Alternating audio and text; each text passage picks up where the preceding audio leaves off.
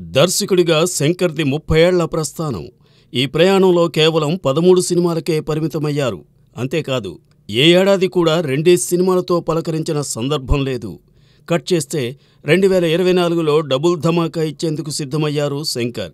ఇప్పటికే చిత్రీకరణ పూర్తి చేసుకున్న ఇండియన్ 2ని జూన్ 14న విడుదల చేయడానికి సన్నాహాలు జరుగుతున్నాయట.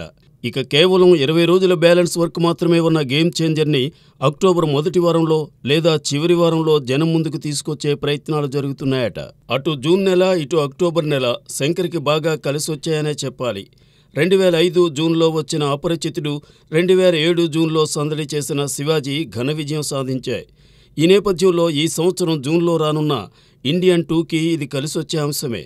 ఇక అక్టోబర్ విషయానికి వస్తే 2010 అక్టోబర్లో వెలుగు చూసిన రోబో అప్పట్లో అఖండ విజయం సాధించింది. సో గేమ్ చేంజర్స్కి ఇది పాజిటివ్ సెంటిమెంటే. మరి లక్కీ మంత్స్లో శంకర్ తన స్థాయికి తగ్గ సంచలన విజయాలు అందుకుంటారేమో చూద్దాం.